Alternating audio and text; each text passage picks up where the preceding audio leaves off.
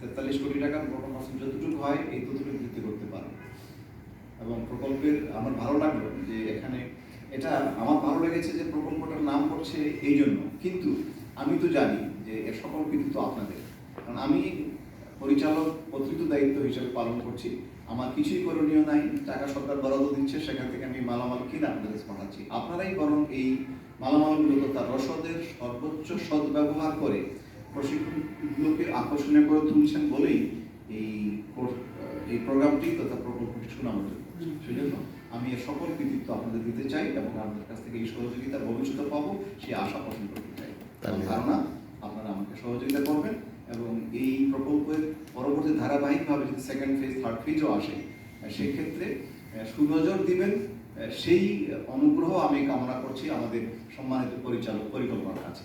যেমন সহকর্মী তিনি নিজে দেখে গেলেন, আজকে তাকে এখানে কষ্ট দেওয়ার আরেকটা কারণ যে সরেজমিন দেখা, আপনাদের সঙ্গে তার ইন্টারাকশন হলো, তিনি জানলেন, তিনি দেখলেন যে এই প্রকল্পটি কত ভালোভাবে বাস্তবায়ন করছেন। কারণ তিনি প্রত্যেকটা মিটিংয়ে থাকেন, স্টিয়ারিং কমিটি মিটিংয়ে তিনি সদস্য, এই প্রকল্পের পিআইসি তিনি সদস্য, এবং মাসে যে দুটো মিটিং হয়, একটা মন্ত্রণালয়ের প্রকল্প এডিবি পর্যালোচনা সভা এবং আমাদের অধিদপ্তরে হয় প্রকল্প পর্যালোচনা সভা, সেই সভাগুলো আমাদের তিনি আয়োজন করেন এবং মন্ত্রণালয়ের তিনি সম্মানিত সদস্য। ফলে এই চারটা ফোরামে তার কথা বলার সুযোগ আছে। আমার বিশ্বাস তিনি আজকে আপনাদের সাথে যে কথা বলেছেন, এই যে তিনি দেখে গেলেন, এই জন্য প্রকল্পটির ভবিষ্যৎ অর্থাৎ এই প্রকল্প সংশোধন এবং এর পরবর্তী যদি কোনো রকম ফ্রিজ আমরা নিতে পারি সরকার নেয়, সেক্ষেত্রে তারা সুদৃষ্টি কামনা করছি। আর আপনারা খুব ভালোভাবে ছিলেন 5টা দিন আমি জানি, সেই জন্য আপনাদেরকে আমি মোবারকবাদ জানাই। আমাদের পরিচালক প্ল্যানিং যেটা বলেছেন যে প্রশিক্ষণ ধারণ করতে হয়, সেটা আপনারা করেছেন ভালো মতো, এবং আমার বিশ্বাস আপনারা ফিরে গিয়ে তার প্রতিফলন প্রশিক্ষণার্থীদের মাঝে করতে পারবেন এবং যে আলো নিয়ে গেলেন সে আলো ছড়িয়ে দিতে পারবেন। আমি এই প্রশিক্ষণ কোর্স আয়োজন করবার জন্য একাডেমির সম্মানিত অধ্যক্ষ, তিনি আমাদের এর গত অর্থ বছরও তিনি প্রায় অর্ধেক প্রশিক্ষককে তিনি টিউটর ব্যবস্থা করে দিয়েছিলেন।